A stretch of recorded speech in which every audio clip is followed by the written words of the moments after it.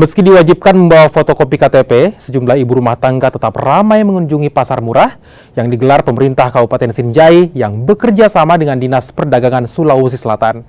Para ibu rumah tangga ini bahkan rela mengantri berjam-jam untuk mendapatkan paket bahan pokok. Dalam paket bahan pokok ini terdiri dari beras, gula, minyak goreng, dan 2 kaleng susu seharga Rp50.000. Ini Bu, apa ini antar Bu? Bagaimana Bu? Antar ini apa-apa yang disiapkan Bu? KTP Bu nih? Kupon. Ini berapa? Apa-apa isinya Bu? Minyak, Beras berapa liter Bu? 2 liter nih. Minyak berapa Bu? 2